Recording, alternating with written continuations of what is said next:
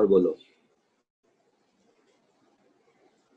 इतने ही बच्चे हो या और भी हैं? सर इतने ही है, 26 आते हैं। अच्छा 26 ही हैं इसमें। ये मेडिकल वालों का सेपरेट है ना शायद। हाँ। Yes sir. हाँ सर।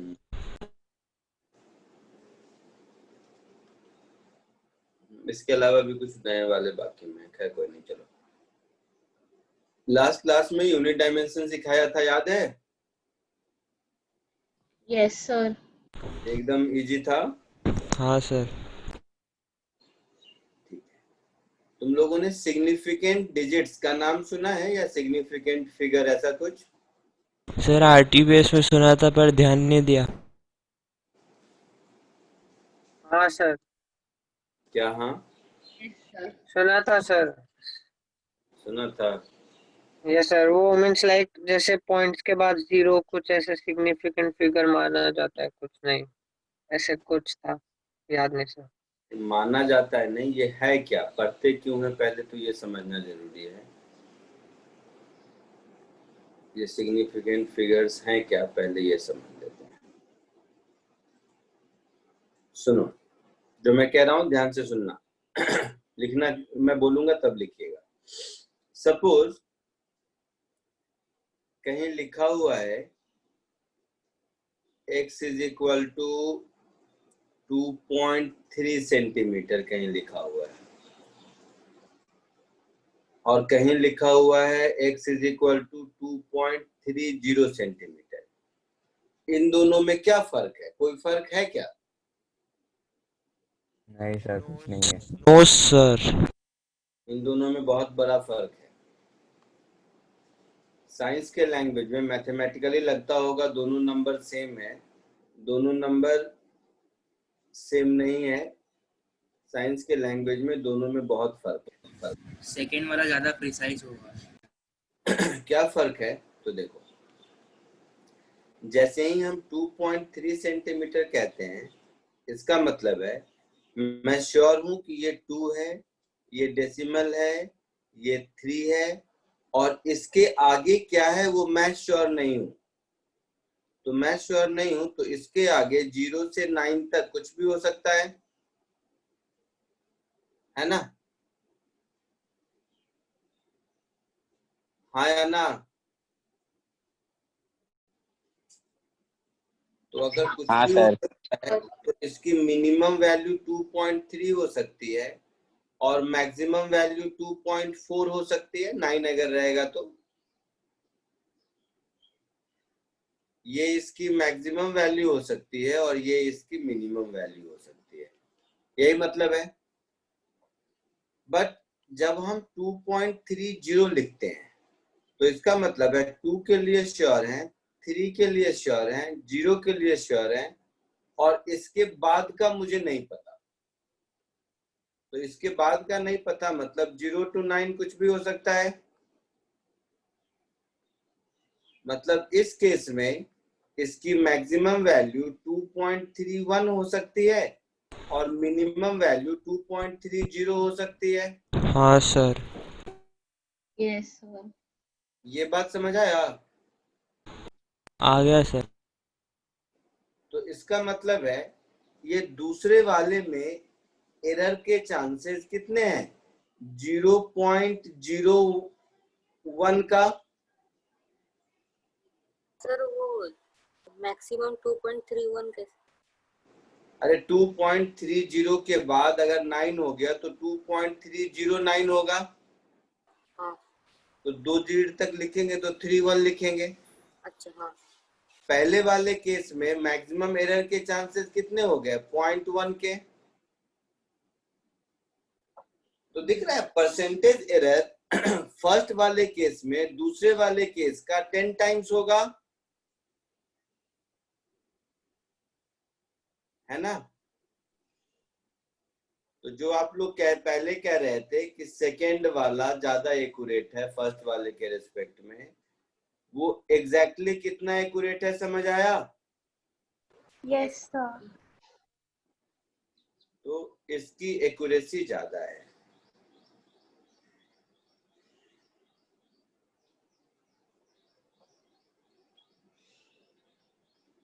क्लियर? यहां तक कोई दिक्कत? No sir. No sir. तो अब आते हैं हम लोग सिग्निफिकेंट डिजिट का डेफिनेशन, अब शायद आप समझ पाए।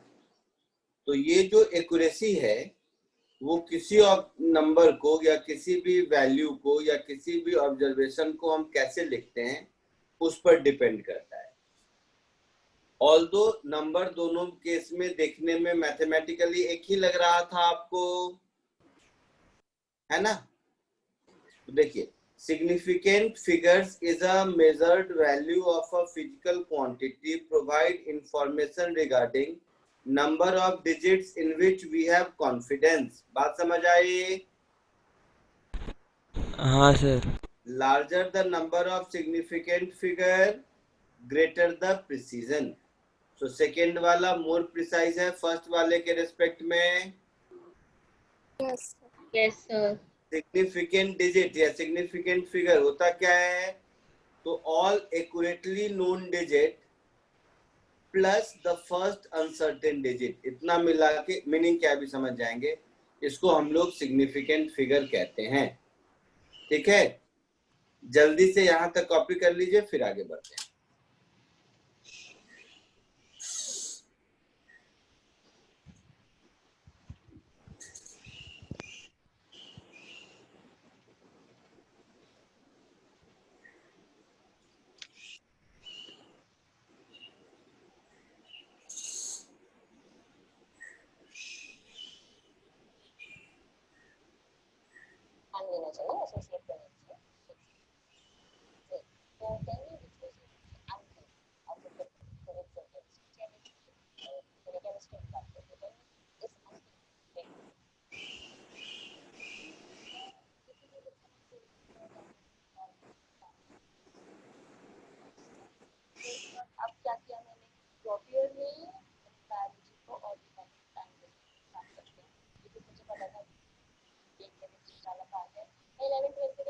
आवाज आ रही है?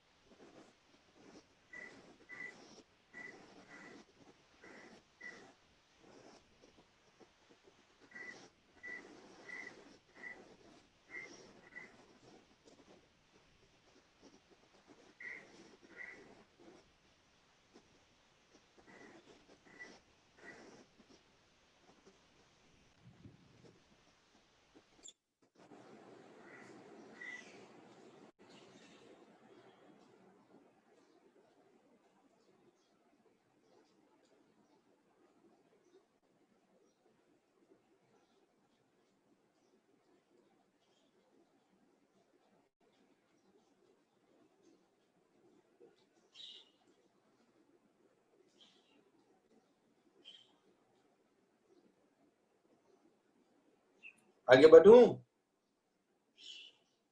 सर एक मिनट।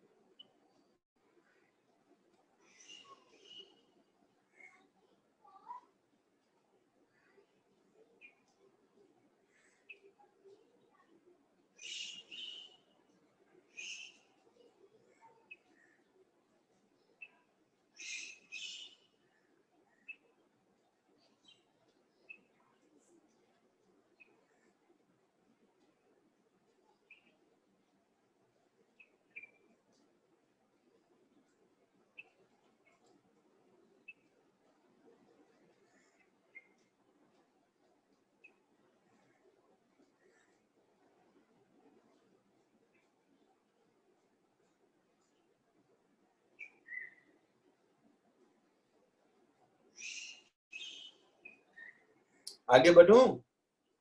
Yes. Yes, sir.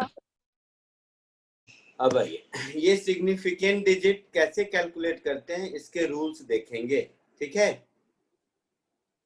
ध्यान से सब ध्यान दो यहाँ पर। तो अब हम लोग देखेंगे rules for counting significant figures.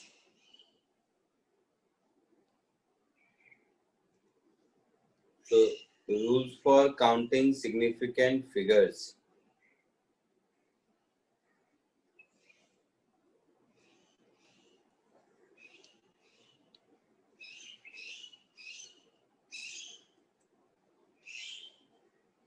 Rule 1, किसी भी नंबर में नॉन जीरो डिजिट कितने भी दिखें, नॉन जीरो डिजिट चाहे कहीं भी हो, वो हमेशा सिग्निफिकेंट होता है। किसी को कोई डाउट? सर एक बार और बताना। नॉन जीरो डिजिट कितना भी हो, कहीं भी हो, इररिस्पेक्टिव ऑफ पोजीशन, वो हमेशा सिग्निफिकेंट रहता है। सबसे simple, all non zero digits are always significant. जैसे इसमें एग्जांपल दिया हुआ है, ऐसे भी देखो, अगर मैं 2 4 3 9 8 लिखा, इसमें कहीं कोई जीरो नहीं है, तो इसमें टोटल 5 सिग्निफिकेंट डिजिट्स हैं, ठीक है? तो अगर जीरो नहीं है फिर तो कोई दिक्कत ही नहीं है, जीरो नहीं है तब तो कोई दिक्कत ही नहीं है। किसी को दिक्कत तब होती है जब जीरो होता है। तो सेकेंड रूल, अगर जीरो है लेकिन जीरो नॉन जीरो डिजिट के बीच में फंसा हुआ है, तो वो भी हमेशा सिग्निफिकेंट होता है। तो सेकेंड रूल इज, अगर हमारा जीरो नॉन जीरो डिजिट के बीच में फंसा हुआ है, तो zeros appearing between 2 non zero digits, ये हमेशा सिग्निफिकेंट होता है। जैसे मैं लिख दूं x इज इक्वल टू 2008, तो इसमें 2 और 8 तो नॉन जीरो है, Yes, तो ये sir. दोनों तो सिग्निफिकेंट होंगे ही रूल 1 के हिसाब से। और ये दोनों जो जीरो है, इसके दोनों साइड नॉन जीरो है, तो ये दोनों भी सिग्निफिकेंट होंगे। तो इसमें टोटल हमारे 4 सिग्निफिकेंट डिजिट्स हो जाएंगे। सर लेकिन आइदर वेज होना चाहिए कि मतलब कोई एक ही साइड, क्योंकि जीरो के लेफ्ट साइड पे 2 और राइट साइड पे तो जीरो ही है ना। कहाँ जीरो है? तो बीच में जो जीरो है उसके लेफ्ट साइड पे नॉन जीरो नंबर है, लेकिन राइट साइड पे तो जीरो ही है ना। ऑल जीरोज, एक जीरो नहीं, एक जीरो है, 2 जीरो है, 5 जीरो है, 10 जीरो है, अगर उसके राइट और लेफ्ट में नॉन जीरो है तो वो बाउंडेड हो गया, सिग्निफिकेंट होगा ही। लेफ्ट साइड में कितना भी जीरो रहे वो हमेशा इनसिग्निफिकेंट होता है। तो third rule, zeros located left side of a non zero number is always insignificant. जैसे इसी में जो एग्जांपल दिया है 0.0042, तो नॉन जीरो डिजिट 4 है, इसके इधर केवल जीरो है, तो ये तीनों जीरो सिग्निफिकेंट नहीं होंगे। तो इस केस में टोटल 2 सिग्निफिकेंट डिजिट्स होंगे, ठीक है? रूल 4 थोड़ा ध्यान देना, ये अच्छा वाला रूल है, इसमें सब लोग गलती करते हैं। मैं पहले ही यहाँ पर स्टार लगा देता हूं। रूल 4 का मतलब है कि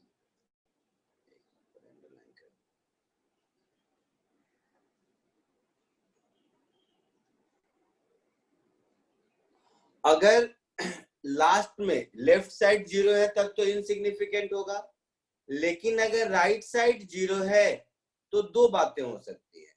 अगर उसके साथ यूनिट लगा हुआ है तब तो सिग्निफिकेंट होगा, और यूनिट नहीं लगा हुआ है तो सिग्निफिकेंट नहीं होगा। जैसे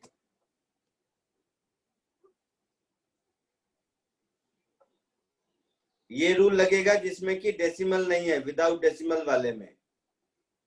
तो right side of non zero digit में जितने भी जीरो है वो इनसिग्निफिकेंट है। जैसे जस्ट मैं एग्जांपल देता हूं, अगर मैं लिख दूं x इज इक्वल टू 200 और अगर मैं लिख दूं x is equal to 200 centimetre, तो पहले वाले केस में कोई यूनिट नहीं है, तो ये दोनों जीरो इनसिग्निफिकेंट है।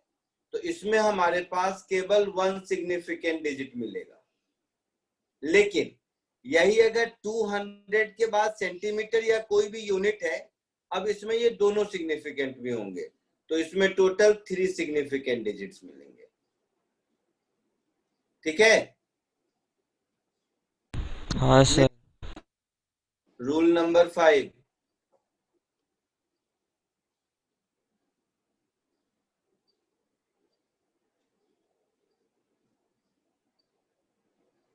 तुम लोगों को यूनिट डायमेंशन का पीडीएफ भेजा था कल मैंने शायद ना? Yes, sir. Yes sir. और अगर डेसिमल है तो पहले वाले केस में जो रूल 4 था ये क्या था? बिना डेसिमल वाले में था। देखो ऊपर लिखा था विदाउट डेसिमल। अगर डेसिमल है फिर तो राइट साइड का जीरो भी सिग्निफिकेंट होगा। जैसे इसी एग्जांपल में, या यहाँ पर जो एग्जांपल दिया वो देख लो।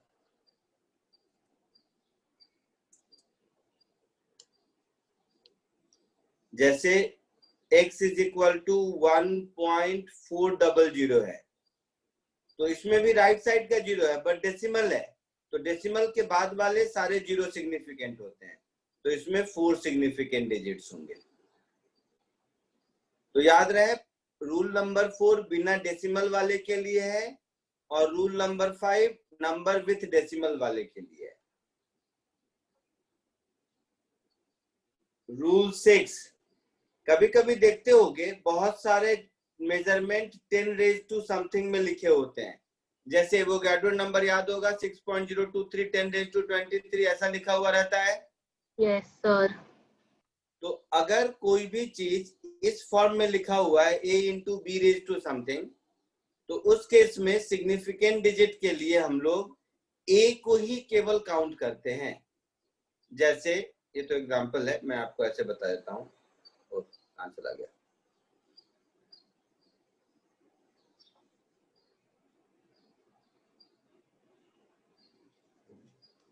इन जनरल अगर कोई नंबर मान लो a into B raise to sorry a into 10 raise to b कुछ इस फॉर्म में लिखा हुआ है, तो ये जो केवल a है ना, इसी में ऊपर वाले सारे रूल बनाएंगे और सिग्निफिकेंट डिजिट a में जितना होगा वही इस पूरे नंबर का सिग्निफिकेंट डिजिट कहलाएगा। सो significant digit of a is taken। जैसे अच्छा, इसका रीजन है, मतलब ऐसे ही नहीं है, कुछ थोड़ा सा सोचोगे समझ। Suppose Avogadro number 6.023 into 10 raise to 23 है, तो हम सिर्फ इसको काउंट करेंगे। इसमें मेरे पास 4 सिग्निफिकेंट डिजिट है, तो इसमें 4 सिग्निफिकेंट डिजिट ही होगा। आई बात समझ में? अच्छा, इसका रीजन कॉमन सेंस ये है, मान लो कहीं लिखा हुआ है length is 5 into 10 raise to 3 kilometre, किसी ने लिख दिया, तो तुम खुद सोचो, अगर कोई आदमी ऐसे लिख रहा है 5 इंटू 10 रेज टू 3 किलोमीटर, इसका ये मतलब नहीं है कि उसको 5000 किलोमीटर नहीं लिखने आता है। अगर ऐसे लिख रहा है, इसका मतलब है जैसे भी मेजरमेंट हुआ उसका 1 यूनिट 10 रेज टू 3 किलोमीटर के बराबर है और उसमें से 5 मेरी रीडिंग है, तो सिग्निफिकेंट डिजिट 1 ही होगा। ये बात समझ रहे हो? तो फिर से समझो। सर वो टोटल लेंथ तो 5000 ही होगा ना? यही तुम लोग फिर कॉमर्स के भाव से साइंस पढ़ता है। मैं कह रहा हूं अगर किसी ने 5 × 10⁻³ लिखा है तो तुमको क्या लगता है उस आदमी को 5000 लिखने नहीं आता है? साइंस में जैसे जहां से मैंने स्टार्ट किया वहीं से बात करें। अगर कोई 2.3 लिखता है और 2.30 लिखता है, इसका मतलब वो बेवकूफ थोड़े ना है कि उसको 2.3 लिखने आता है बट फिर भी 2.30 लिखता है। वो ये बताना चाहता है कि मैं जो लिखा हूं उसमें एक्यूरेसी क्या है। ठीक वैसे ही कोई अगर 5 × 10⁻³ किलोमीटर लिखता है, इसका मतलब ये नहीं है कि उसको 5000 नहीं लिखना चाहता है। ये लिखने का तरीका ये बताता है कि ये मेजरमेंट जैसे भी हुआ है उसका 1 यूनिट 10⁻³ किलोमीटर के बराबर है और मेजरमेंट 5 हुआ है। और अगर वो 5000 किलोमीटर लिखता है, इसका मतलब है दोनों। आई बात समझ में? तो ये 5000 को दो अलग अलग तरीके से लिखने का मतलब ये है कि लिखने वाला जो साइंस का स्टूडेंट है, कॉमर्स का नहीं है, वो लिखने वाला अपने लिखने के तरीके से ये बताना चाहता है कि ये मेजरमेंट कैसे हुआ है। समझ रहे हैं? Yes sir. Rule number 7। अब आपको लगता होगा कि अगर हम यूनिट ऑफ मेजरमेंट चेंज करते जाएं तो सिग्निफिकेंट डिजिट चेंज होता जाएगा। ऐसा नहीं होता है। तो रूल नंबर 7 भी एकदम इंपॉर्टेंट है, इसको एकदम गांठ बांध लो। यूनिट ऑफ मेजरमेंट चेंज करने से सिग्निफिकेंट डिजिट के नंबर में कोई चेंज नहीं होता है। कैसे नहीं होता है अभी देखते हैं।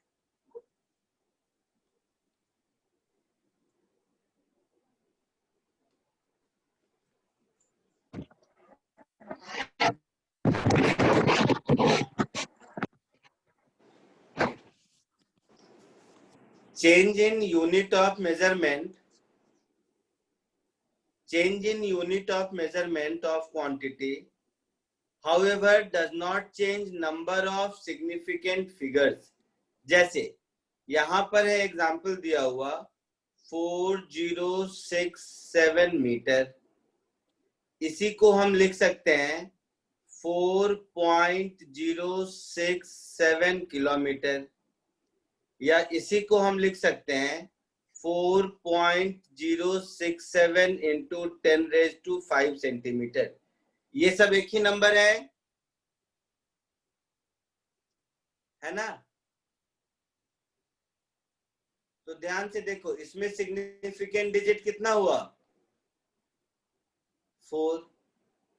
इसमें सिग्निफिकेंट डिजिट कितना हुआ? 4। इसमें सिग्निफिकेंट डिजिट कितना हुआ? 4।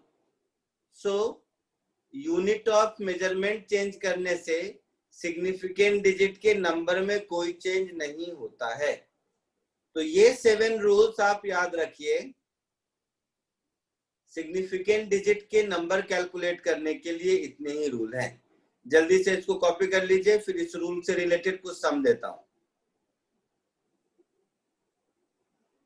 एग्जाम्पल के साथ कॉपी करते चलिए, फिर इससे रिलेटेड 2-4 क्वेश्चन करेंगे।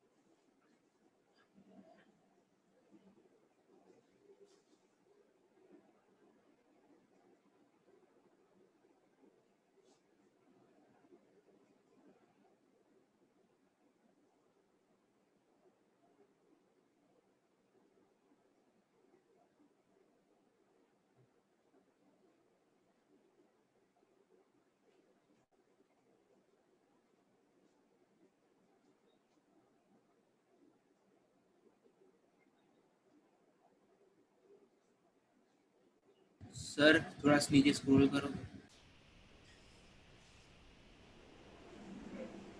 कहाँ तक? रूल 5 तक लिख लिया? रूल 6 तक? No yes sir, wait. कहाँ तक लिखा? कल रूल 5 चल रहा है अभी। सर 4 पे 4 पे हूँ, ठीक है, लिखो। सर 3 भी नहीं लिखा। ए,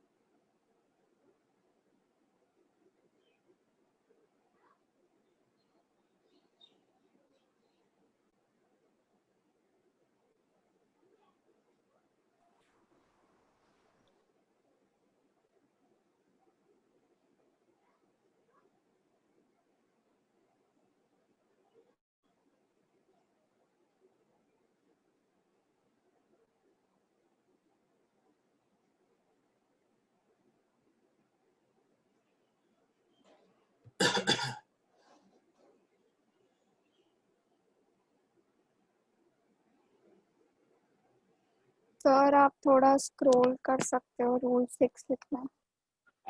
सर रूल 6 7।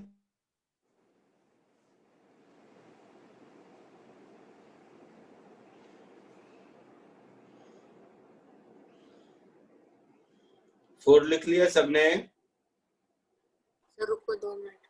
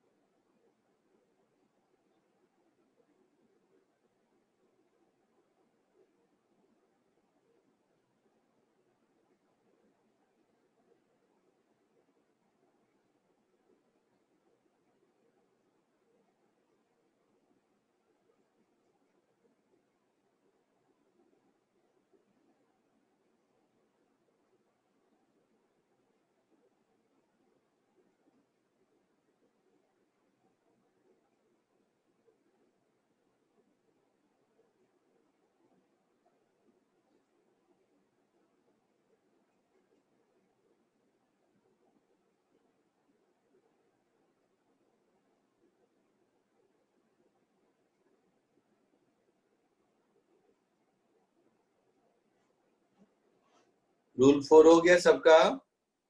हाँ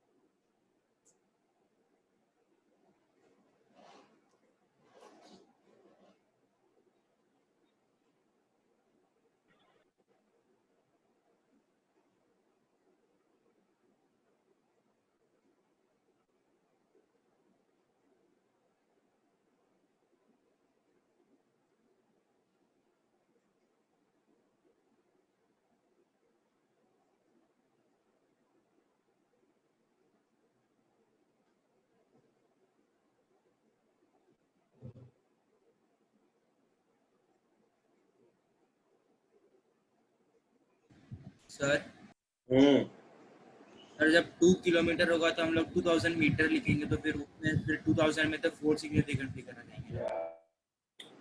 फिर तुम लोग को समझ नहीं आता है, शायद शायद तुम लोग का बेसिक एप्टीट्यूड मिसिंग है। अगर 2 किलोमीटर लिखेंगे हम, सुनो सीखो सब, जब भी तुम 2 किलोमीटर बोलते हो इसका क्या मतलब है कि तुमने जिस किसी भी स्केल से मेजर किया उसमें 2 आया तुम्हारा रीडिंग, यही मतलब है। Yes sir. तो अब अगर हम इसको मीटर में कन्वर्ट करेंगे तो तुम्हारा रीडिंग का एक यूनिट 10⁻³ के बराबर है। Yes sir. तो हम इसको 2000 लिखेंगे ही नहीं, हम इसको लिखेंगे 2 × 10⁻³ मीटर लिखेंगे ना। Yes sir. साइंस के हिसाब से सीखो। हाँ सर। समझा जिसने पूछा?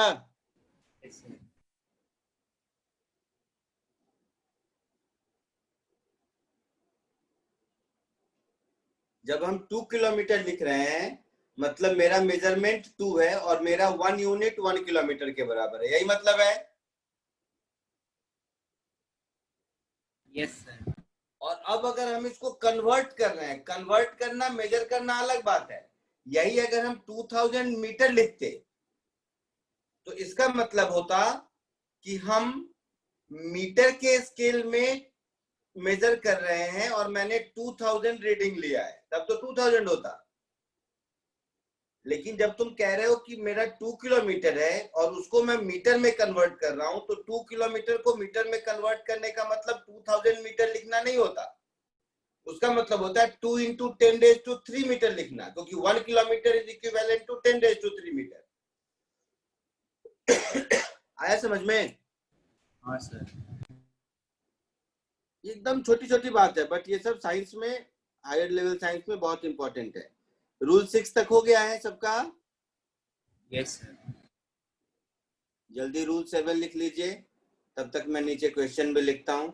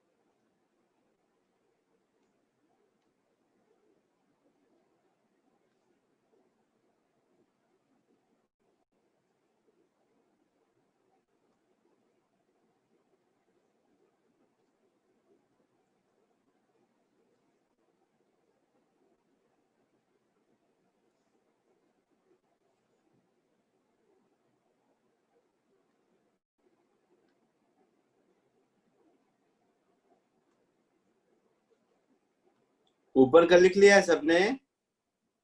तो थोड़ा नो सर। ठीक है लिख लीजिए, उसके बाद क्वेश्चन देता हूं।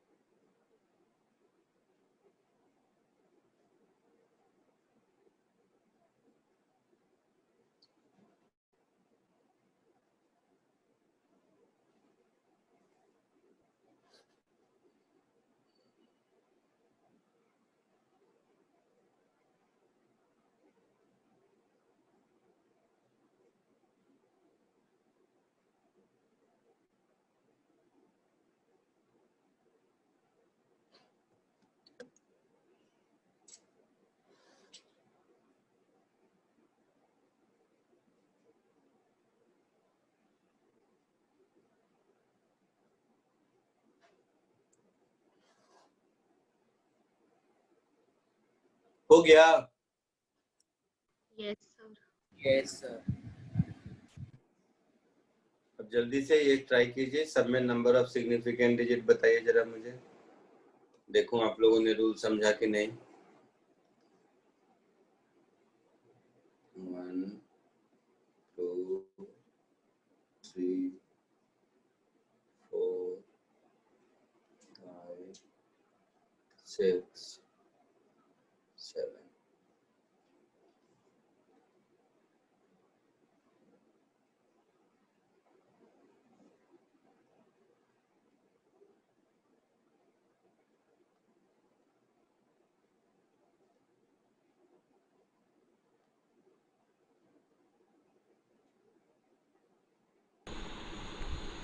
सर सिर्फ फोर्थ में सेंटीमीटर है ना?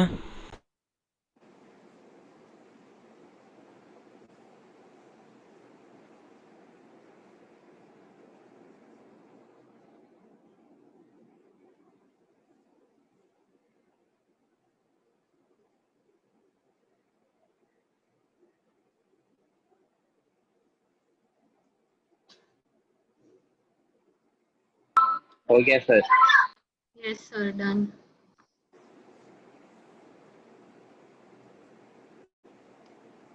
हो गया सबका? बताऊं? हाँ सर। पक्का? हाँ सर। Yes sir. बोलो, फर्स्ट में कितने सिग्निफिकेंट डिजिट है? 5 5. 5 सेकंड में? 5 5 थर्ड में?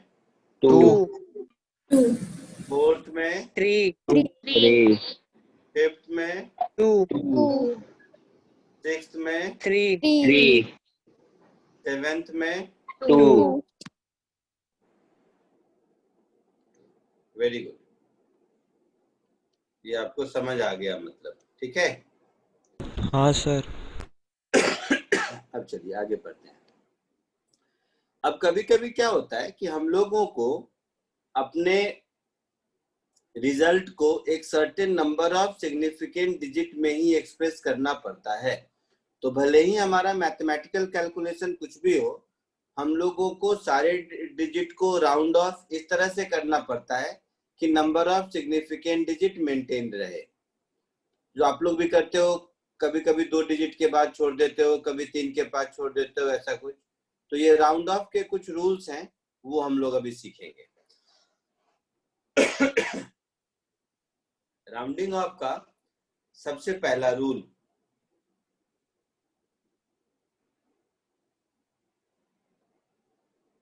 जो आप लोगों को पहले से भी मालूम होगा,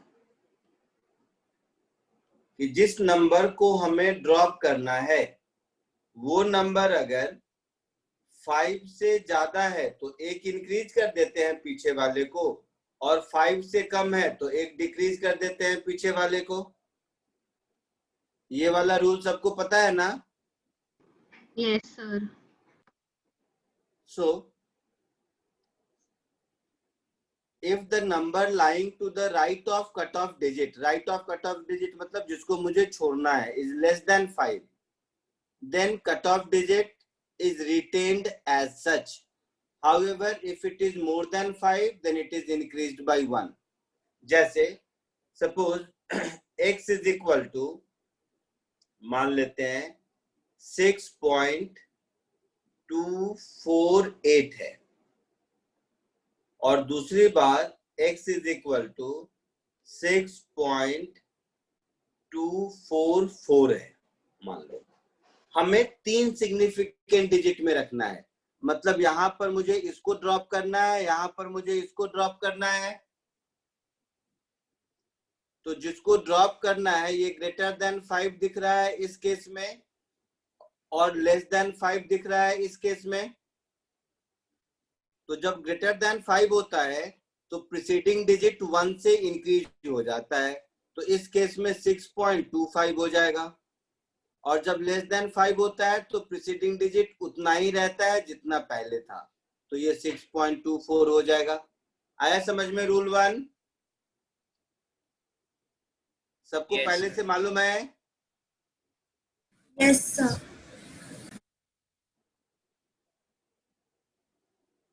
रूल 2।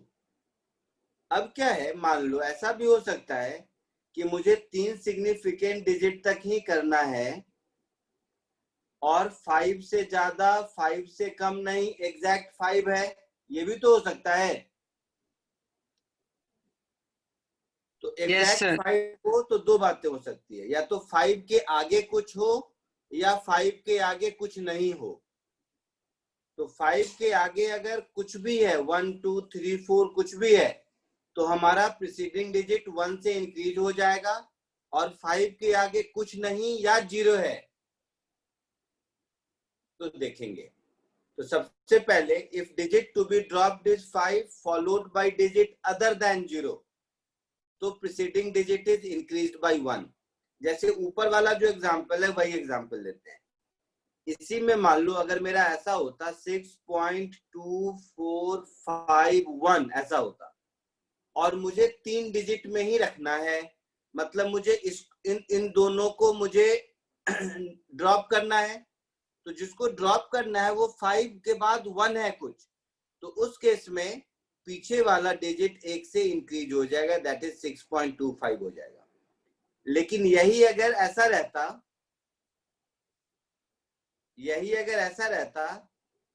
नहीं, ऐसा रहता उसको छोड़ दो, अब यही समझो 5 के बाद कुछ भी है तो वो आपका 1 से इंक्रीज हो जाएगा। ये बात समझ आई?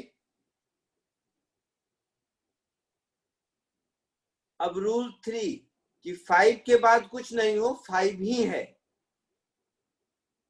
तो जब 5 ही है तो हम लोग क्या करते हैं, उस केस में प्रीसीडिंग डिजिट को देखते हैं कि वो इवन है या ऑड है। अगर इवन है तो ऐसे ही रह जाता है, ऑड है तो 1 से इंक्रीज हो जाता है। That is if digit to be dropped is 5,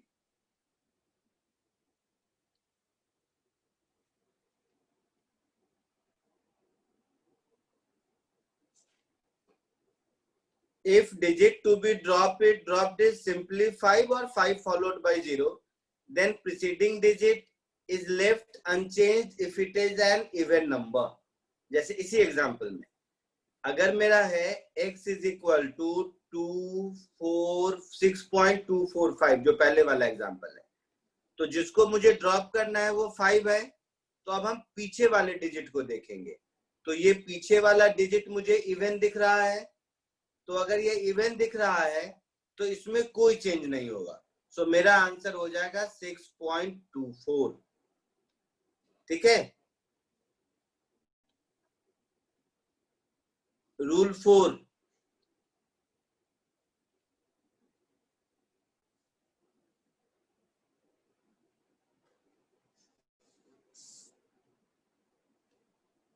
if digit to be dropped is 5 और 5 फॉलोड बाय 0, और पीछे वाला अगर ऑड है तो 1 से इंक्रीज हो जाता है। अच्छा, इसी में एक और एग्जांपल दे देता हूं, रुको। इसी में यही अगर x इज इक्वल टू 6.2450 ये भी रहता, तो हम लोगों को ये 5 0 को एलिमिनेट करना है। तो इस केस में भी पीछे वाला देखते इवन है, 6.24 ही रहेगा। तो आगे कुछ नहीं होना और 0 होना एक ही बात है, मैं ये कह रहा हूं। रूल नंबर 4, अगर हमारा डिजिट जिसको ड्रॉप करना है वो एग्जैक्टली 5 है या 5 के बाद 0 है, बट पीछे का डिजिट ऑड है, तो वो 1 से इंक्रीज हो जाएगा। जैसे इसी एग्जांपल में अगर मेरा होता x इज इक्वल टू 6.265 या फिर x इज इक्वल, नहीं 6 नहीं, इसको ऐसा कर देते हैं,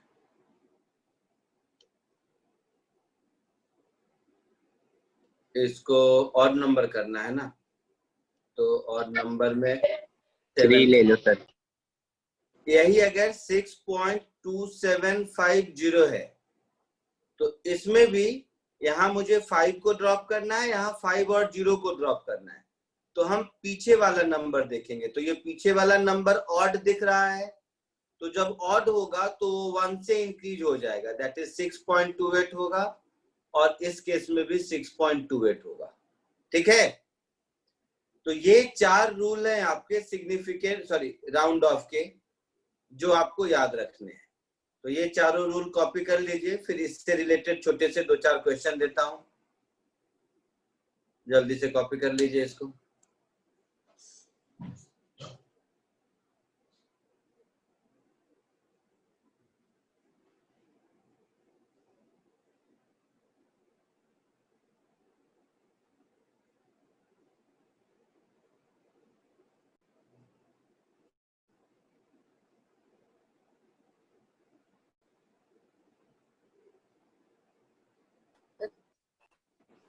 सर थोड़ा बड़ा करो ना सर।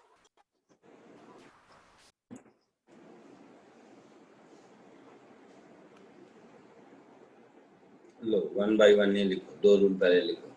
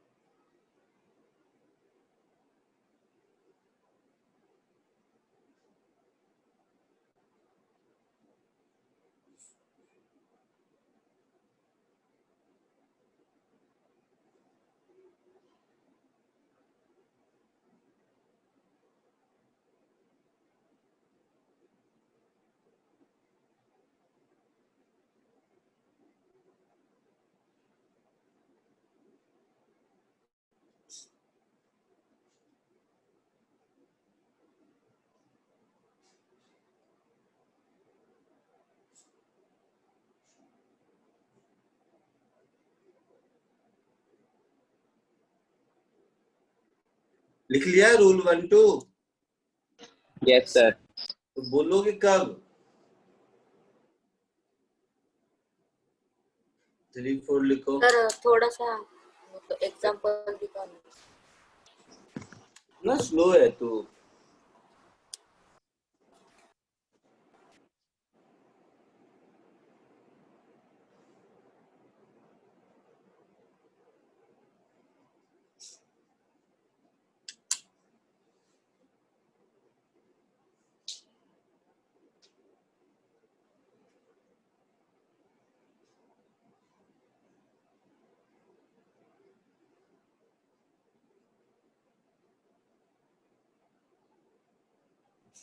जय हिंद दोस्तों। तुम्हारा बाप आयला है? चपा चप चपा चप चपा चप। सर कौन है ये? पता नहीं। टपा टप टपा टप।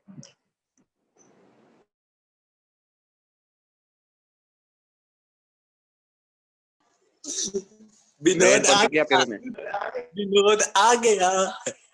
तेरी माँ की चूत।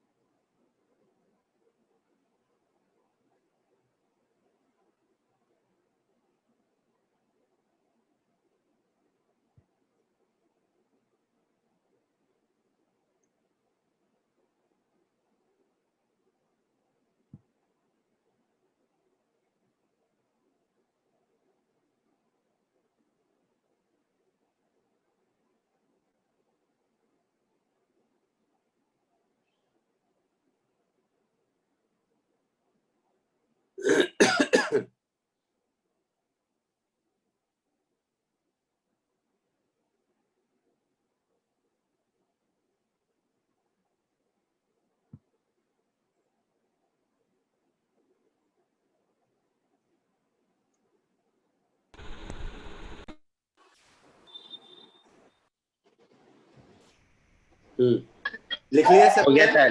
हाँ सर। और कोई बचा इसमें? ये सबको निकाल दिया मैंने, और भी कोई बचा है? 25 दिख रहे थे, अचानक से 35-36 आ गए थे। कौन थे ये सब, कहाँ से आ जाते हैं? खैर कोई नहीं, कॉपी कर लिया। चलो अब इससे रिलेटेड कुछ क्वेश्चंस करते हैं। सो round of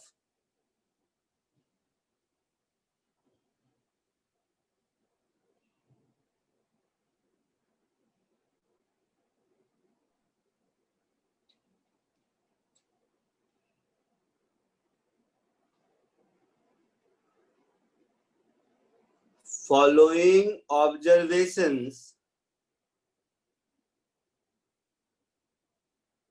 to 3 significant digits.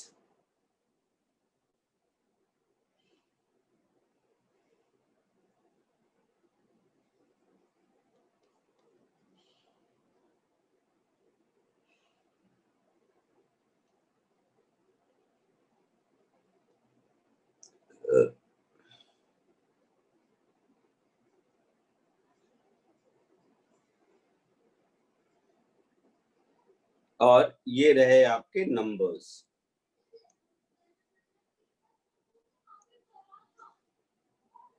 कोशिश करो।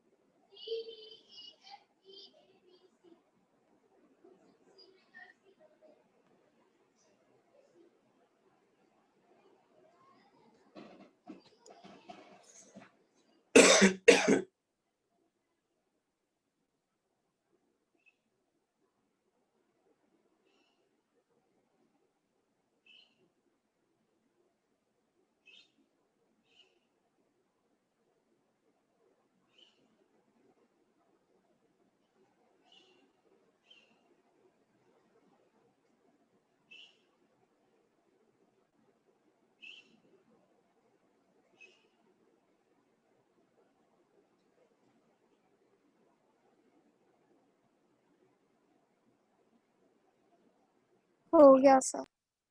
हो गया, वेरी गुड।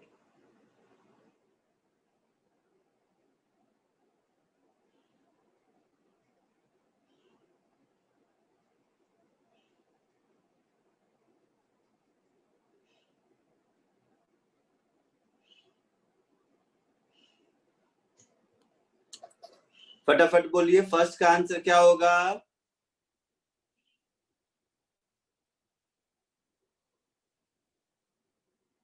बोलो, फर्स्ट का आंसर क्या होगा? 7.36। 36। सेकेंड का?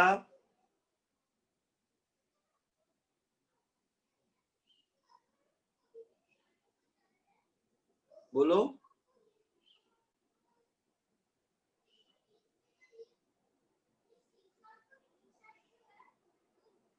आंसर बोलिए।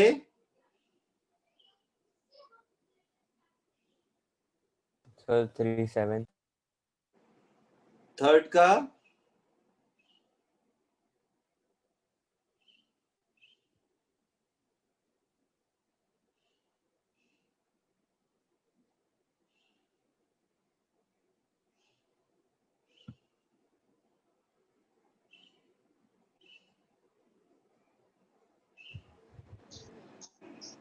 सबको तो अनम्यूट कर दिया है, सब अनम्यूटेड हो ना? नहीं हाँ सर, सर, अब हुआ मैं। हाँ हाँ सर, सर, अभी आपने म्यूट करके रखा था। अब इसके बाद नहीं, जैसे बंद करेंगे वैसे वापस नहीं कर पाएंगे। थर्ड का बोलो। 8.32। नहीं, 33। 8.33। 5 के आगे 1 भी है ना बेटा? अच्छा हाँ। फोर्थ में 9.45। 9.44। 5 के पीछे इवन नंबर है, सब गलत कर रहे हो तुम लोग। 9.44। 9.44 हाँ, सिक्स्थ का 5.6 सॉरी 15.8 8 15 है, 15.8 हाँ सॉरी सर 15.8 15.8 और इसका 15.8 15.8।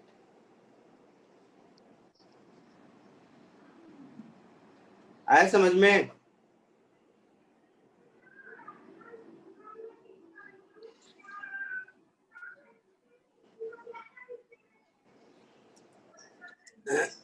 Now algebraic operation with significant figure. कभी कभी देखते होगे एडिशन सब्ट्रैक्शन में जब हम लोग नंबर को ऐड सब्ट्रैक्ट मल्टीप्लाई या डिवाइड करते हैं तो किसी नंबर में डेसिमल के बाद 2 क्वांटिटी होता है, किसी में डेसिमल के बाद 3 होता है, किसी में डेसिमल के बाद 4 होता है। तो हम समझ नहीं पाते हैं कि हम जो आंसर लिखेंगे वो डेसिमल के बाद कितना डिजिट लिखेंगे। समझ रहे हो? तो इसमें 2 रूल्स हैं, एडिशन और सब्ट्रैक्शन के एक रूल है और मल्टीप्लिकेशन और डिवीजन के एक रूल है। तो फर्स्ट रूल एडिशन और सब्ट्रैक्शन के लिए, तो जब भी कभी 2 या 2 से ज्यादा नंबर ऐड या सब्ट्रैक्ट हो रहा है तो हम लोग देखेंगे कि डेसिमल के बाद कितने नंबर्स हैं सब में से, और उसमें जो मिनिमम होगा वही मिनिमम तक ही हमारा आंसर होगा।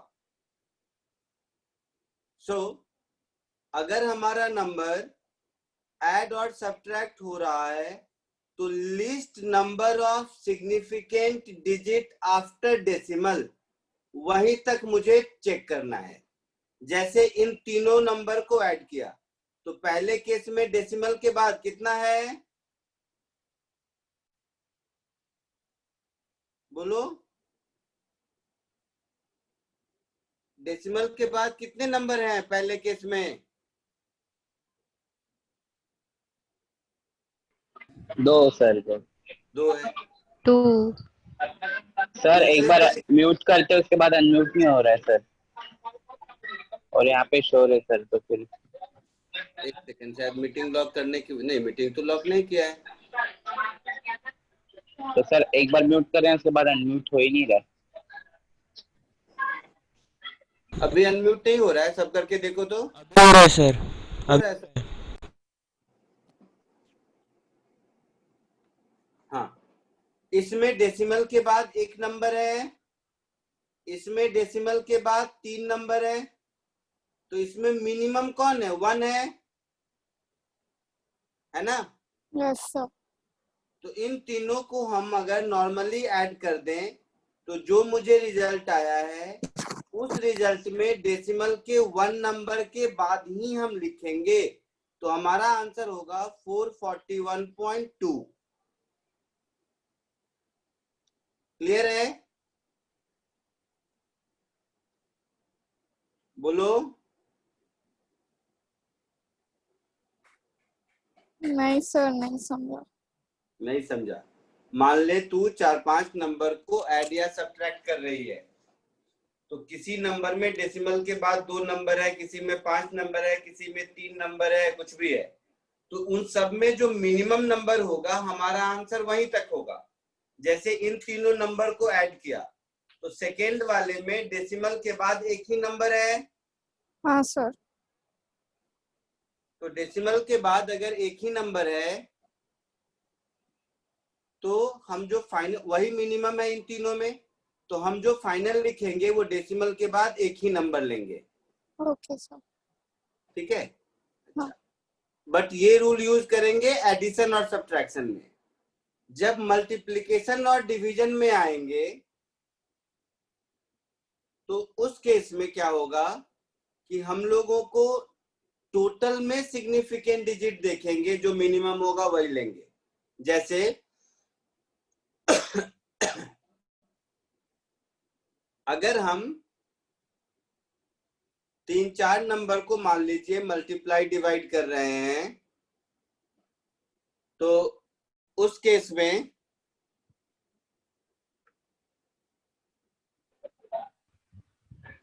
सर अभी म्यूट कर रहे तो उसके बाद अनम्यूट हो ही नहीं रहा है। ऊपर सर मेरे को एक डाउट था सर, 440 इसमें देखोगे तो 2 सिग्निफिकेंट डिजिट है और इसमें देखोगे तो 4 सिग्निफिकेंट डिजिट है, तो मल्टीप्लाई करने पर एक्चुअल वैल्यू इतनी आई, बट इन दोनों में मिनिमम कौन है? 2 सिग्निफिकेंट डिजिट, तो हमारा आंसर 2 सिग्निफिकेंट डिजिट तक ही होगा। ठीक वैसे ही इसको डिवाइड किया तो इसमें 4 सिग्निफिकेंट डिजिट है और इसमें 3 सिग्निफिकेंट डिजिट है, मिनिमम कौन है? 3, तो हमारा आंसर 3 सिग्निफिकेंट डिजिट तक ही होगा। तो 1.0784 को 3 सिग्निफिकेंट डिजिट तक ही राउंड ऑफ करेंगे तो 108 ही होगा। तो एज अ रूल एडिशन और सब्ट्रैक्शन में हम डेसिमल के बाद मिनिमम देखते हैं, मल्टीप्लिकेशन और डिवीजन में पूरे नंबर देखते हैं, उसमें जो मिनिमम सिग्निफिकेंट डिजिट होता है वही लेते हैं। क्लियर है? Yes sir. तो ये 2 रूल अलजेब्रिक ऑपरेशन का कॉपी कर लीजिए।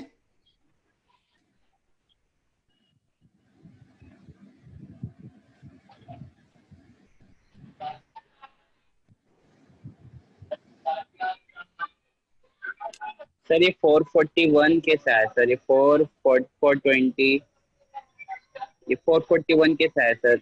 420 प्लस 420 वो समझ गया सर कि हम लोग एक ही डेसिमल लेंगे मिनिमम, लेकिन 441 कैसा है? तो 2 मिनट, ये एडिशन में गलती है, 4 नहीं 8 होगा, यहाँ पर 8 होगा।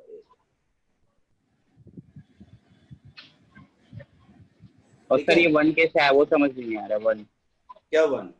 1 सर 841 1 कैसा है? वो राउंड ऑफ करने के बाद 1 आएगा सर। अरे नहीं 4 4 8 4 12 का 2 एक बचा कर तो सही है। हाँ सर, हाँ सर, समझा। Thank you sir.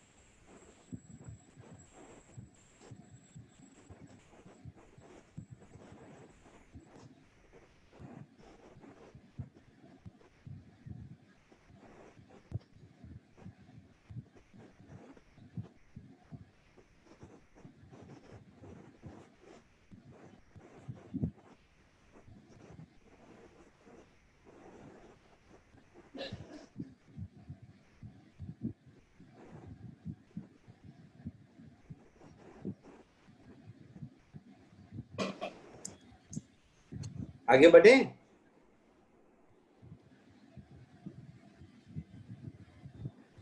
Yes sir.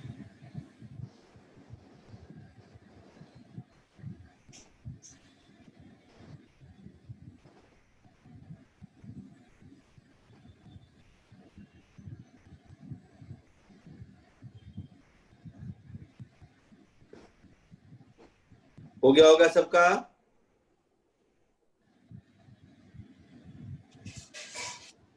जरा जल्दी से इसको सॉल्व करके बताओ।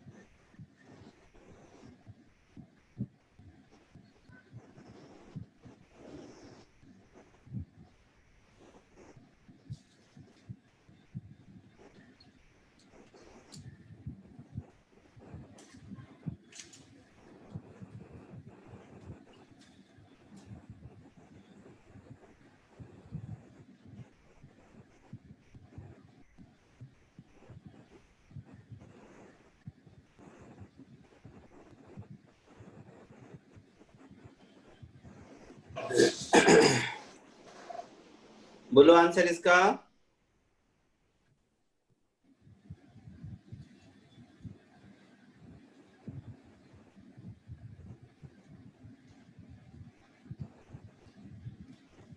वन 1039.73 आ रहा है, 78 सॉरी। वो आंसर थोड़ी ना होगा।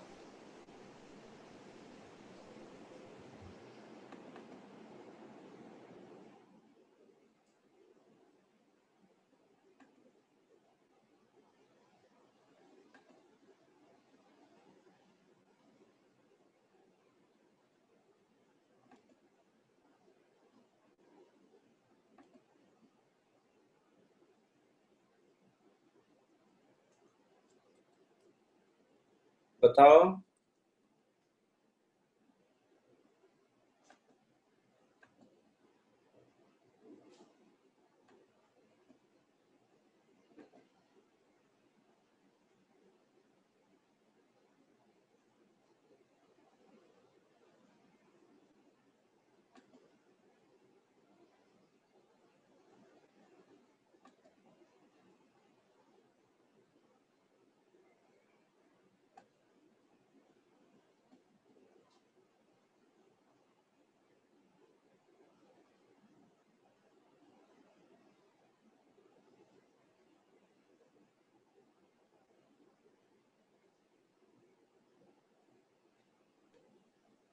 देखो सुनो सब,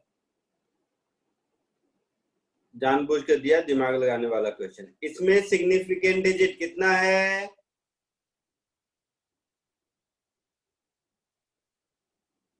बोलो।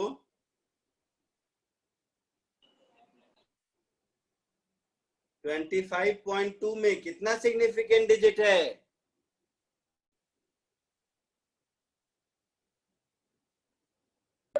13। 3। इसमें सर कितना 104 है significant आंसर। digit है? 4 सर और इसमें कितना सिग्निफिकेंट डिजिट है? 3। 3। तो ये जब नॉर्मल डिवीजन करोगे तो कितना आता है? सर 1039.7 कुछ आ रहा है। हाँ हाँ तो सर 104 है आंसर। सुन लेना भाई, 2 मिनट सुनेगा। हाँ सर। तो 1039.77 कुछ तो ऐसा आता है मान लो, तो हमारा आंसर तो 3 सिग्निफिकेंट डिजिट तक होना चाहिए। तो Yes, तुम sir. सोचोगे कि 104 होगा आंसर, वो तो नहीं हो लेकिन सकता ना। 1039 को 104 तो ना 1040 होगा। इसमें भी तो 3 ही सिग्निफिकेंट डिजिट हो गए ना। यस हाँ सर। सर, हाँ Yes, sir. Yes, sir. ये बात समझ आया? हाँ यस सर। सर। इसमें भी ध्यान दो, लास्ट वाला 0 काउंट नहीं होता है, तो ये भी 3 सिग्निफिकेंट डिजिट्स ही हो गए। Yes sir. क्लियर है? हाँ सर। ठीक है, चलो आगे बढ़ो। Next topic is error analysis. Sir थोड़ा ऊपर करो ना, लिखना बाकी था मल्टीप्लिकेशन में से। मैं अच्छा, आपको बाकी बोल है? रहा था, म्यूट नहीं हो रहा था। हाँ सर, ठीक है, चलो 2 मिनट सर।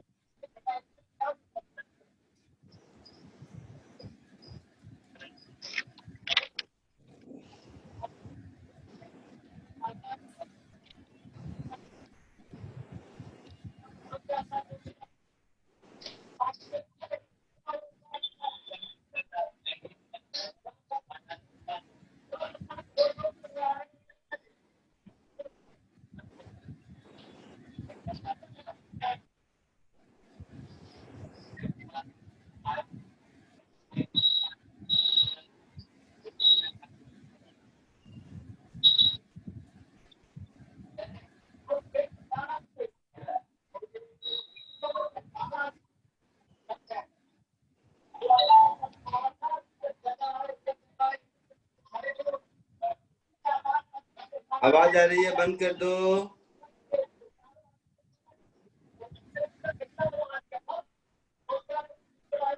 Yes sir. तो एक बार सर म्यूट कर देते ना, फिर अनम्यूट होता नहीं है जब तक आप नहीं करोगे सर। ऐसा क्यों हो रहा है? हाँ सर, और कुछ बोलना रहता तो बोल भी नहीं पाते, इस वजह से मैं खुद में मैंने चेंज किया था, देखता हूँ। 1 मिनट रुको 2 मिनट। Unmute themselves. लो, कर दिया। अब हो जाएगा। हाँ सर, अब हुआ। हाँ सर, बराबर हो गया। हो जाएगा। आगे बढ़ूं? Sir 1 second.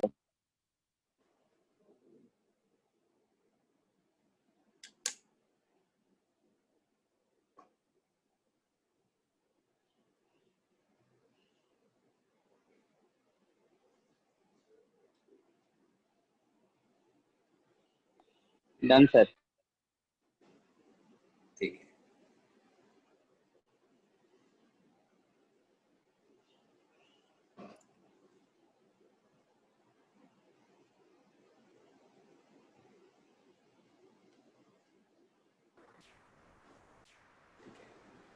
सबसे पहले कॉमन सेंस है। एरर क्या होता है? तो ये देखा, अनसर्टेनिटी इन मेजरमेंट, इसी को एरर कहते हैं। मेजरमेंट में जो अनसर्टेनिटी है, जैसे तुम किसी चीज की रीडिंग लेने गए, तुम्हें 2.3 मिला, इसके आगे का प्रिसीजन नहीं पता है, डिपेंड करता है कैसा इंस्ट्रूमेंट यूज करोगे, तो उसके साथ जो एसोसिएटेड एरर है वही एरर है। सो मैथमेटिकली कोई भी एरर हो, वो एरर क्या होगा? एक्सपेरिमेंटल वैल्यू और ट्रू वैल्यू के बीच का डिफरेंस। Yes sir. तो Yes, एरर sir. में 2-4 टर्म आते हैं। पहला टर्म है जिसको बोलते हैं एब्सोल्यूट एरर।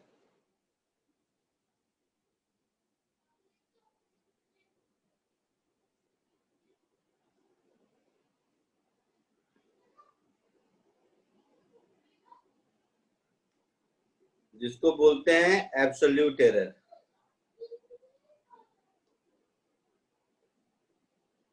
तो एब्सोल्यूट एरर का मतलब है कि एक्सपेरिमेंटल वैल्यू और ट्रू वैल्यू में डिफरेंस। ध्यान से देखोगे तो इसमें मॉड लगा हुआ है दोनों साइड, है ना? मॉड लगा हुआ है का मतलब कि एरर कभी नेगेटिव नहीं होता है, एरर हमेशा पॉजिटिव होता है। जैसे मैं 2 को 1.9 पढ़ूं तो वो भी एरर है, और 2 को 2.1 पढ़ूं तो वो भी एरर है। ये बात समझ रहे हो? Yes, sir. तो इसके लिए ये मॉड लगा हुआ है, और ये जो डेल्टा एक्स है यही आपका एब्सोल्यूट एरर है। ठीक है। अब जैसे मान लो कोई एक्सपेरिमेंट कर रहे हो, जैसे किसी चीज को मेजर ही कर रहे हो, 2.3 सेंटीमीटर आया, तो एक बार मेजरमेंट नहीं लेते हैं ना, हम लोग एक ही रीडिंग 50 बार लेते हैं, है ना, और हर बार रीडिंग अलग अलग आती है, हर रीडिंग में अलग अलग एरर होता है। तो जब हम एक डिफाइंड नंबर ऑफ टाइम्स एक ही एक्सपेरिमेंट को रिपीट करते हैं और हर ऑब्जर्वेशन में एरर कैलकुलेट कर लेते हैं, तो उन सब एरर का जो एवरेज होता है उसको मीन एरर कहते हैं। समझ आया? जैसे ऊपर वाला जो एक्सप्रेशन है, ऊपर वाला एक्सप्रेशन क्या है, मैंने एक बार मेजरमेंट लिया और मुझे ये एरर आया, है ना।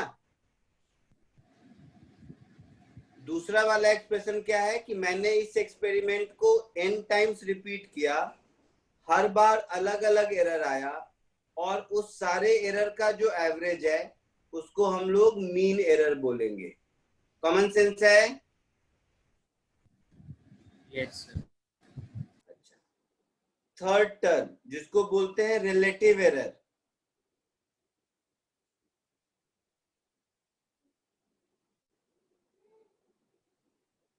रिलेटिव एरर का मतलब है, जैसे मान लो 100 के मेजरमेंट में 5 का एरर आया, तो 5/100 ये रिलेटिव एरर होगा, और उसको 100 से मल्टीप्लाई कर देंगे तो परसेंटेज एरर होगा। समझ रहे हैं आप? Yes sir. तो ये जो मीन एरर है उसको जब हम मीन वैल्यू से डिवाइड कर देते हैं तो वो हमारा रिलेटिव एरर होता है, और मीन एरर को मीन वैल्यू से डिवाइड करके 100 से मल्टीप्लाई कर देते हैं तो वो परसेंटेज एरर होता है। कॉमन सेंस है ये सब?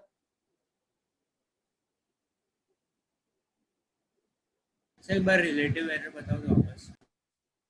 जैसे मान लो 100 की रीडिंग में या 200 की रीडिंग में 1 का एरर आ रहा है, तो 1/200 ये रिलेटिव एरर होगा। Okay sir.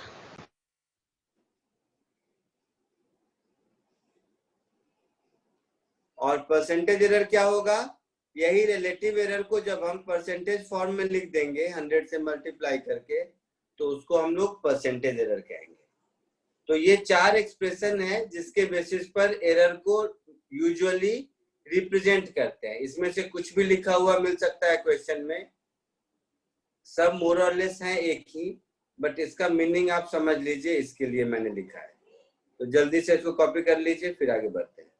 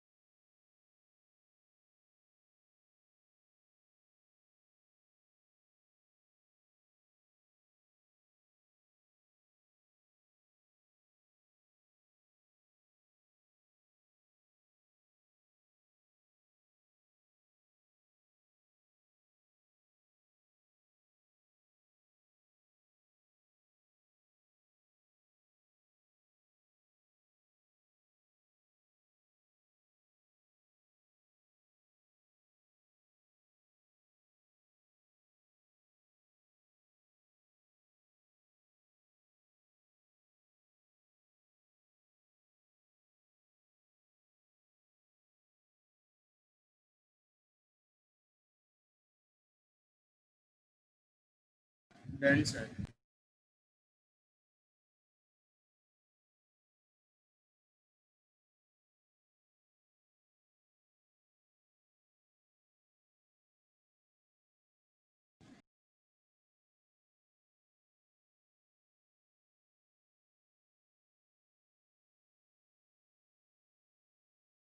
सर आप म्यूटेड हो, आपकी आवाज नहीं आ रही।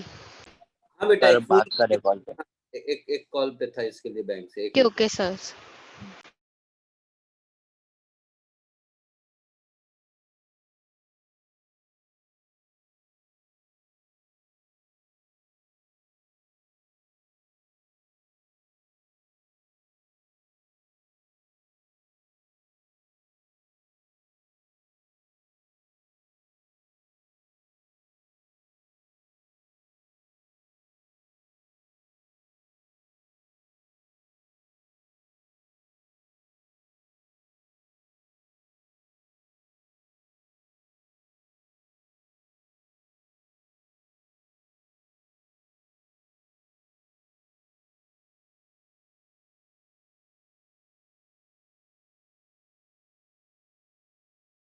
बैंक में स्टाफ की सैलरी आधे की गई, आधे की नहीं गई। हाँ, ये लिख लिया आप लोगों ने? Yes sir. आप लोगों को कैलकुलस पढ़ाया है मैंने? Yes sir. ठीक है। तो सर क्या है? इंटीग्रेशन नहीं हुआ है। हाँ हाँ, इंटीग्रेशन छोड़ दो, मुझे एक चीज सिखाना है एरर में। इसके लिए अगर कैलकुलस नहीं पढ़ाया होता तो एज अ फॉर्मूला बता देता, और कैलकुलस पढ़ाया हूं तो इसको कॉमन सेंस से भी बता सकते हैं। इसके लिए तो पहले जरा सा कॉमन सेंस समझ लो, फिर तुम्हें समझ आएगा कि मैं क्या कहना चाहता हूँ।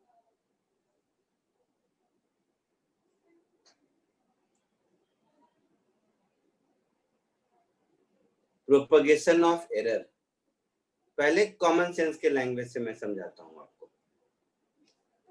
जैसे कैलकुलस के हिसाब से मान लेते हैं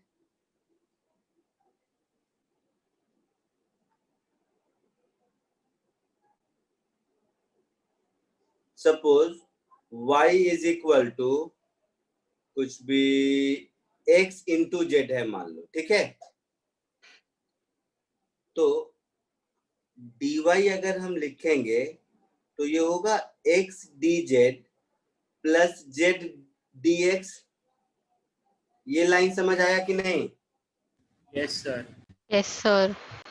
अब क्या करो, इस dy को y से डिवाइड कर दो दोनों ओर, तो ये हो गया x dz plus z dx upon y, मतलब x into Z.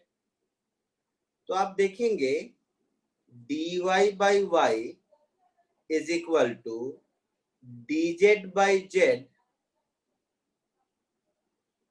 Plus dx by x, ऐसा दिख रहा है?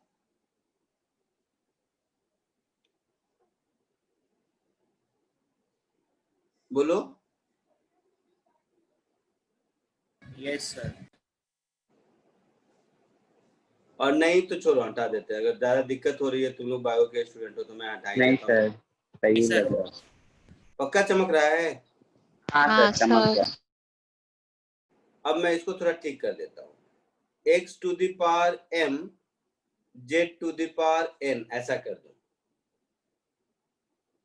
नहीं, तुम लोग के लिए ज्यादा कॉम्प्लिकेटेड हो जाएगा, यही समझो। ये समझ आया? तो इसका मतलब ये है ना कि परसेंटेज एरर 100 से मल्टीप्लाई कर देंगे दोनों ओर, in y is equal to percentage error in z plus percentage error in x। यही है मतलब। कोई एक्सप्रेशन है y is equal to x into z, तो एक्सपेरिमेंट से मैंने x और z को मल्टीप्लाई कैलकुलेट किया, ऑब्जर्व किया, और यहाँ मल्टीप्लाई किया तो y कैलकुलेट किया। तो x और z के ऑब्जर्वेशन में जो एरर होगा उसकी वजह से y में भी एरर आएगा। Yes sir. तो y में कितना होगा? तो x में जितना होगा इंटू z में जितना होगा। कॉमन सेंस है? Yes sir. अच्छा, जस्ट कुछ एग्जाम्पल दिखा रहा हूँ। रूल तो मैं तुरंत 2 मिनट में लिख देता हूँ। दूसरा कॉमन सेंस वाला एग्जांपल देखो, यही अगर y is equal to x square into z होता, जस्ट एग्जांपल लिया मैंने, तो अब अगर मैं dy लिखूंगा तो ये ऐसा होगा x square D Z plus 2xz dx, है ना? बोलिए बोलिए बोलिए बोलिए। हाँ सर। अब दोनों ओर y से डिवाइड कर देते हैं, मतलब एक्स स्क्वायर जेड से। तो देखिए ये हो गया dz बाई जेड प्लस ये हो गया 2 टाइम्स dx बाई एक्स, हो गया।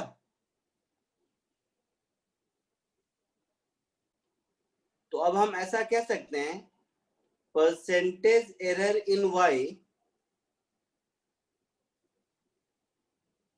Is equal to percentage error in z plus 2 times percentage error in x। दिख रहा है ना? Yes sir. तो जितना पावर रहता है उतना एरर मल्टीप्लाई हो जाता है। तो ये जस्ट मैंने 2 एग्जांपल दिया, ऐसे हजारों एग्जांपल दे सकता हूं। अब आते हैं जरा रूल्स पर।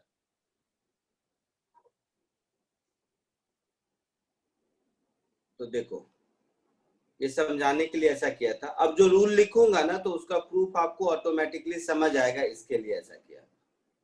सबसे पहले रूल 1, इसमें तो कोई प्रूफ की जरूरत ही नहीं है, ये तो आप ऐसे ही समझ लेंगे।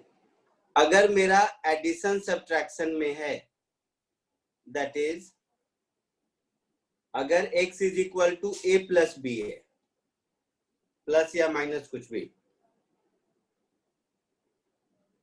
मतलब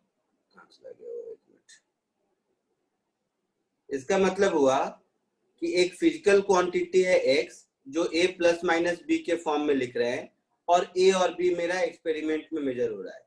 तो x में जो एरर होगा वो a में जितना एरर होगा प्लस b में जितना एरर होगा। यहाँ प्लस रहे या माइनस रहे कोई फर्क नहीं पड़ता है, एरर इज एडिटिव। आई बात समझ में? ठीक है? Yes sir. तो एरर हमेशा delta A plus delta B होगा। तो delta A plus delta B upon original x into 100, ये परसेंटेज एरर हो जाएगा। कॉमन सेंस है इसमें, इसमें कोई दिक्कत नहीं है। दूसरा प्रोडक्ट और डिवीजन वाला रूल देखो, कॉमन सेंस है वो भी, वो कैलकुलस जो अभी सिखाया उससे हो जाएगा।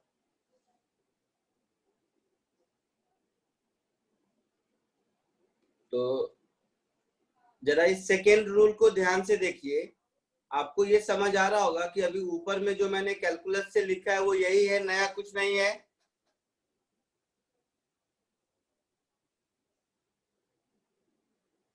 ये बात विजुअलाइज हो रही है आपको? Yes sir.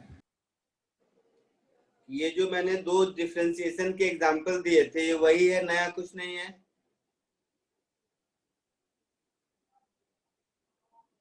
बोलिए। हाँ सर। Yes sir.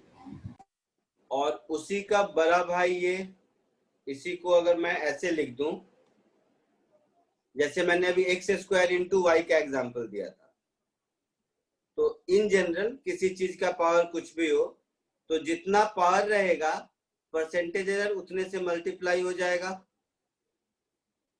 है ना? सर के क्या है वहाँ पे? ये कांस्टेंट है, उसमें एरर नहीं होता। आया समझ में? Yes sir. तो जरा इसको लिख लीजिए जल्दी से।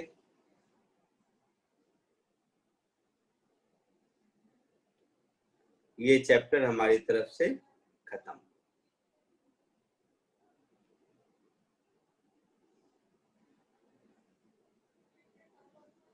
या जैसा लगे ऊपर से लिखते जाओ। केस 1 केस 2 नहीं भी लिखोगे तो चलेगा, रूल से लिख लो। केस 1 केस 2 तो एडिशनली मैं समझाने के लिए दिया था। रूल 1 2 3 लिख लो।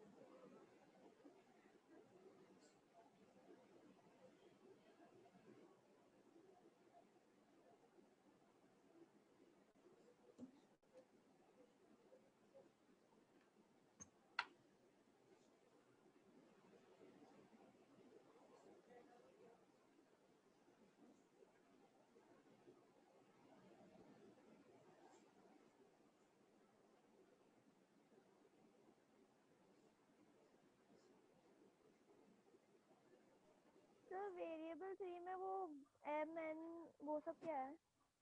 एम एन पावर है बेटा, जैसे मैंने ऊपर एक्स स्क्वायर इंटू वाई का एग्जाम्पल दिया था ना, तो एक्स का पावर 2 था। हाँ सर।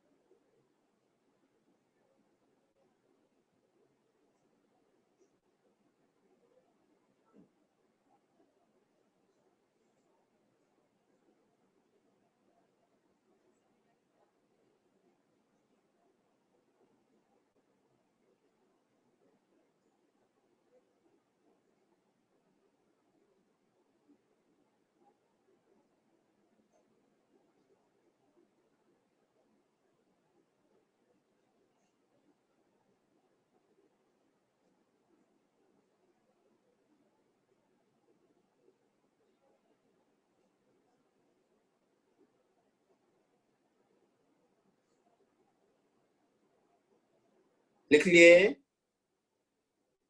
Sir wait.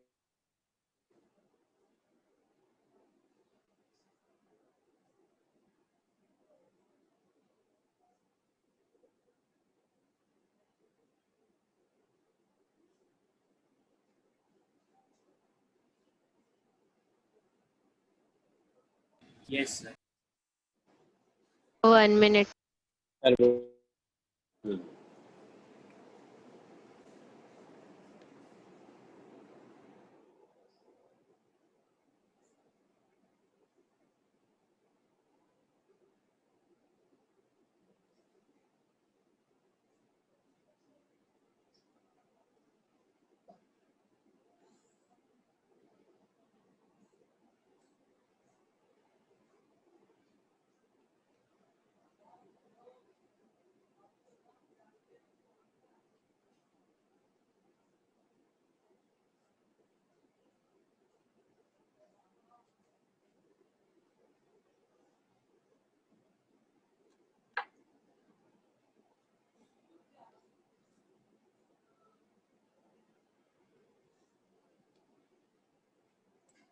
जल्दी से ये क्वेश्चन एक बार देखिए तो ओरली सॉल्व हो जाएगा।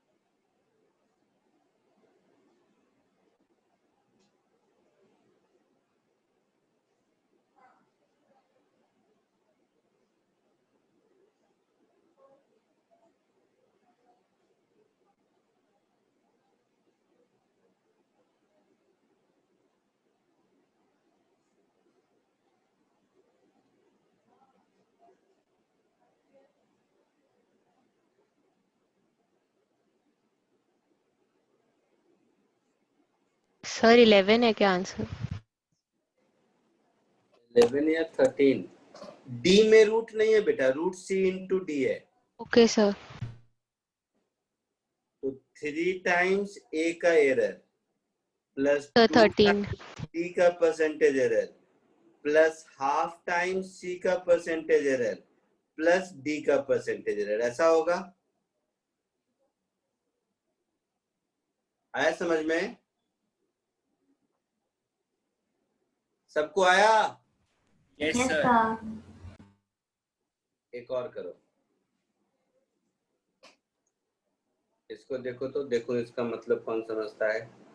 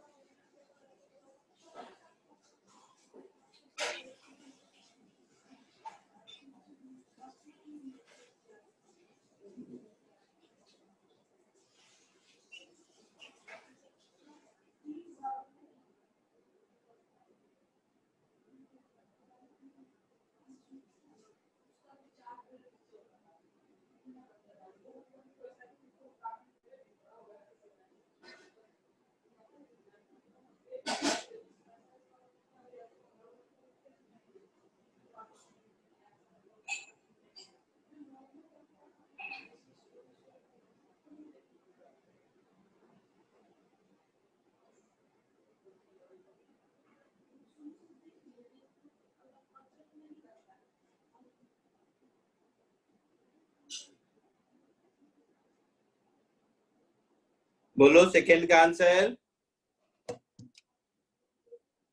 देखो सिखाया था मैंने, फॉर्मूला तो दिया हुआ है, Q is equal to C V. तो C और Q के लिए C और V को मल्टीप्लाई करेंगे तो ये वाला 20 और ये वाला 2 मल्टीप्लाई होके 20 इंटू 2 40.0 माइक्रो कूलम हो जाएगा। तो मल्टीप्लाई हो या कुछ भी हो बट एरर ऐड होगा, याद रहे। तो यहाँ पर समझ रहे मेरी बात? Yes sir. सर फिर से समझा। Q is equal to C into V है ना? तो 20 इंटू 2 मिला के 40, ये तो मल्टीप्लाई हो गया। एरर क्या होगा? तो एरर ऐड होगा। तो एरर कैसे ऐड होगा देखो, तो ये तो हो गया वैल्यू। अब एरर के लिए आओ,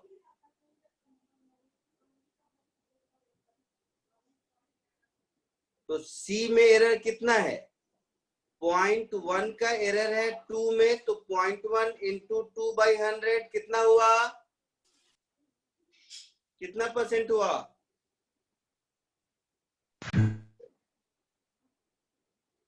5% हुआ।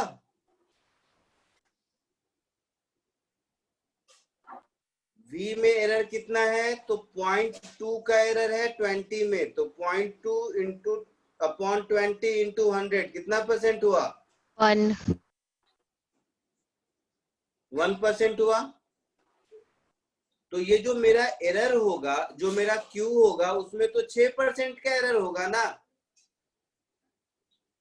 तो हम Q को लिखेंगे 40.0 micro coulomb plus minus 6% error. 40 का 6% कितना होगा?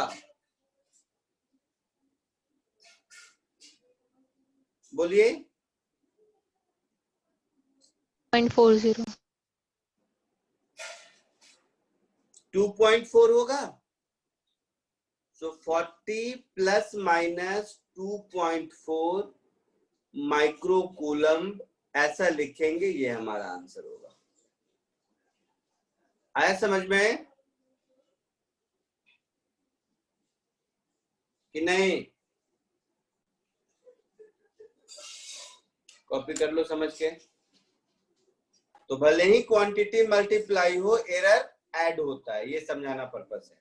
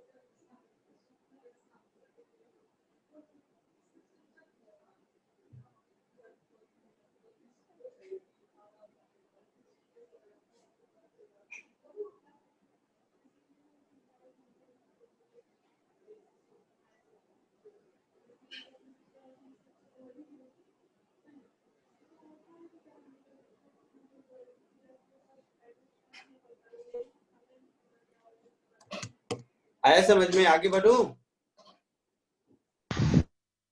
चलिए आज के लिए इतना ही, बाकी अगली क्लास में ये चैप्टर हमारी तरफ से खत्म है। ठीक है, चलिए bye. Thank you sir. Bye sir, thank you. Bye. Thank you sir, bye sir. Bye.